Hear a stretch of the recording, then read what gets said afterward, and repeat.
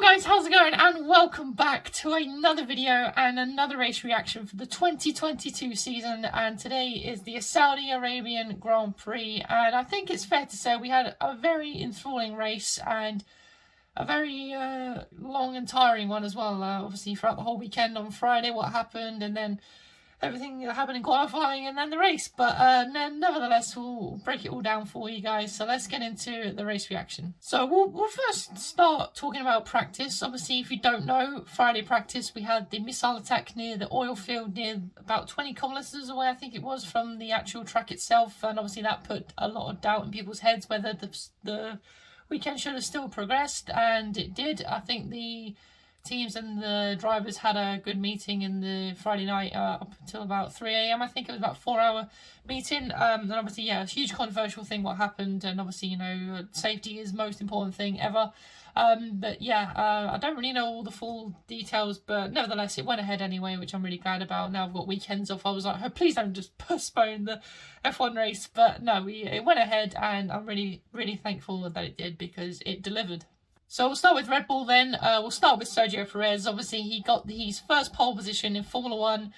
For many, many years he's been in the sport. Finally has done it and delivered it in a really, really, surprise way. No one was expecting him to be on pole. He just delivered the lap, and he even said in the interviews after, I would never have been able to do that lap even if I had like 1,000 laps or wherever it was. But no, a really, really good job from Perez. But unfortunately in the race he managed to finish in 4th because of the safety car.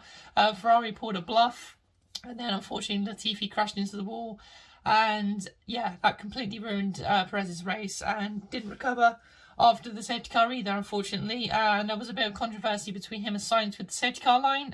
Perez sort of sped up to get ahead of Sainz as he was coming out of the pits, so unfortunately had to give that place back, and then, like I said, didn't recover for the rest of the race. And then Max Verstappen taking the win as well. Again, another surprise victory. Had a good start and was in Leclerc's back pocket the whole entire race. And then obviously we had the virtual safety car, and then as soon as the virtual safety car ended, Max just went for it. And obviously, you know, there was a lot of controversy with the DRS chicken, and obviously Leclerc saying, you go first, no, you go first. So no, it was interesting to watch, and obviously a really close finish, 5/10 at the line. But yeah, really good job from Red Bull, and definitely a comeback weekend they needed after Bahrain.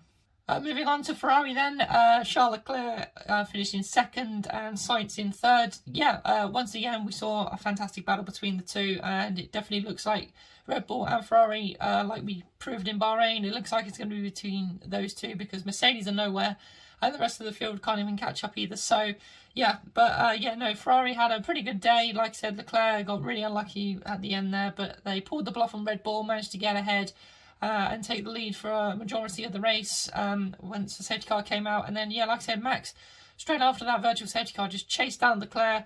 But yeah, once again, some really, really good battling up and down the field. And yeah, it's fantastic to see in these new regulations. So next up we'll do Mercedes then, because George Russell did have a lonely race in P5, qualified P6 I believe, and yeah, just a horrible weekend for Mercedes. Lewis Hamilton down in 10th, was out in Q1 for the first time since Brazil 2017, like, that's absolutely crazy. But yeah, the car just did not seem suited to Lewis at all.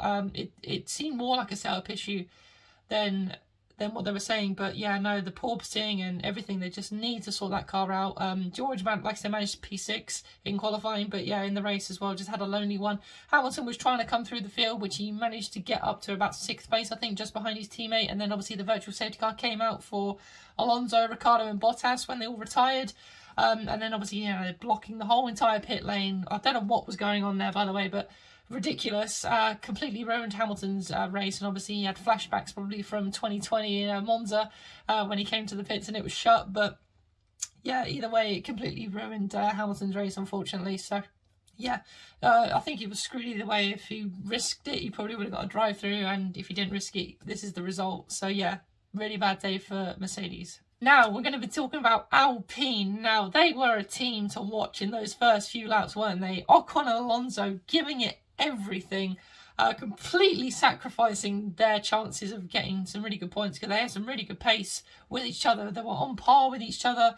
Obviously, Ocon made a little bit of a dangerous move to the left-hand side as Alonso was coming down into turn 1. But yeah, really good race from Ocon. Managed to get 6th, like I said, and unfortunately Alonso retired from the race. But I think he lost power, drove all the way back to the pits, and then, like I said, conked out at the end and blocked the whole entire pit lane, which I don't know if there is a rule where you should actually just pull off straight away and nip the closest that you can, safest way you can, because it is dangerous, especially on a track like Saudi Arabia, to be going really slowly. Obviously he was pulled to the left hand side, but it doesn't matter. It's a very dangerous a place to do it at. But no, those battling at the start of the race was just unbelievable. And Otmar Safdar was on the team radio, just saying hold position eventually, and then that allowed Bottas to actually overtake after that. So maybe they should have just kept on battling, and then it would have been fun. But no, like I said, with these 2022 regulations, the cars are able to follow a lot better, and we're able to see more battling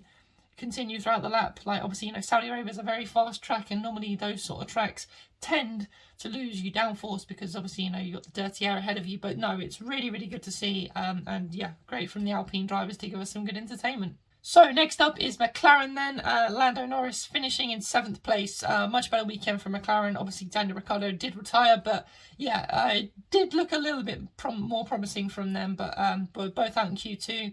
But no, it's points on the board, and you know, in these early races you need to get as many points as you can, especially with, you know, AlphaTauri having these reliability issues, Aston Martin not being that great, Williams still being off the pace. It's really good to see McLaren in the points again, because I was really worried that they were going to come into this weekend with the same issues they had in Bahrain. But no, luckily Lando gets some points on the board, so not too bad for McLaren.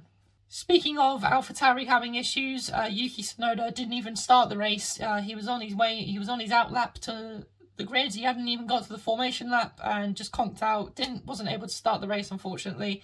And Pierre Gasly finished in 8th place as well. So again, it's points on the board for AlphaTauri, and a good comeback for Pierre Gasly after obviously DNFing in the first race as well. But yeah, it's not looking good for Red Bull reliability at the moment. It's a shame it didn't happen to Verstappen, but never mind. But no, nevertheless, it's a big shame, because, you know, we want to see these guys in the points and fighting every single driver we want to fight. It's gutting when it happens as a reliability issue, especially when it's you know, close to a season like this. So yeah, it's a real shame. But yeah, only P8 for Pierre Gasly. So next up is Haas, once again in the points. Magnussen P9, and obviously Mick Schumacher didn't take part in the race due to the massive crash in qualifying that he had. I can't believe he walked away from that and was uninjured at all.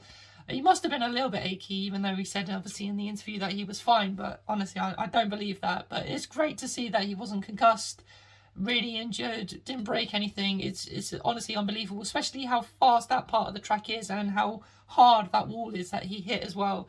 Absolutely crazy. But yeah, Mick Schumacher didn't take part, but Haas once again still got points, and once again Magnussen got a little bit unlucky with the pit entry as well. He started on the hard tyres as well as Lewis, and basically took all these tyres to the end. And yeah, just unfortunately got a little bit unlucky with the pit stop, and wasn't really able to come back from that. But he did get ahead of Hamilton at least, so I suppose that's something. More points for Haas. You know, this is more points than they've scored the entire last 2 years, sorry. So yeah, really good job from Haas. Now, a team that didn't do so well was Alfa Romeo. Once again, they showed promising stuff, I would say, but Guan Yu Zhou, I nearly forgot his name then. Guan Yu Zhou, 11th place, got a really bad start. And then got a penalty as well, I think, for leaving the track and gaining an advantage. So yeah, not a great result for the young Chineseman. But Bottas as well, like I said, DNF'd as well. I think it was due to an overheating issue, if I'm not mistaken. Came back to the pits, and I think he said, I won the box, and they were thinking it was a pit stop, but he just came in and they retired him. So yeah, not a good day for Alfa Romeo. But once again, they are showing that this midfield, it could go either way at the moment. It's absolutely crazy. So yeah, big shame for Alfa Romeo, but I'm confident that they will do well for the rest of the season. So next up we'll do Aston Martin. Once again, they weren't really anywhere. I think the only time we saw Stroll was when he had that little battle with Albon at the end. Albon steamed up the inside, and yeah, just caused all kinds of issues really. But yeah, once again, Hulkenberg obviously stepping in for Vettel.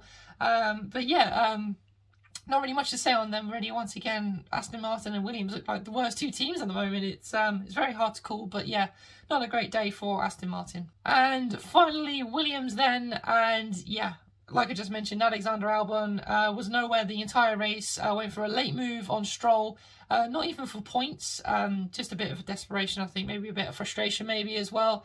But yeah, I know he's also got a 3-place grid penalty for Australia as well, so he's just ruined his race this time for no points, and then he's also ruined his next race out in Australia as well. So yeah, not a good day for Alexander Albon. And Latifi, like I said as well, had a abysmal weekend, binned it in qualifying through the very fast left-hander, and then yeah, just lost all talent through the last corner as well, completely just lost the rear end, smacked into the wall, and then that was his race over, which prevented the safety car and ruined Perez's whole race. So I don't think Perez and Latifi are friends anymore, and I'm sure Hamilton knows all about getting done over by Latifi.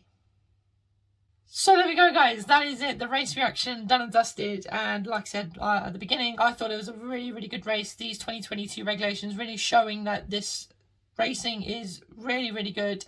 Cars can follow a lot better. We're seeing more battles sort of continue on more than we had last year. Like you saw a battle and then it kind of ended for a good majority, and then maybe they came back at the end. But no, it's really good to see, really promising. And like I said, at a track like Saudi Arabia, for that to happen, it must be promising, because you know it's a street circuit, and street circuits are the hardest to overtake on and the hardest to follow on, and we saw a lot of both, so it's really good to see.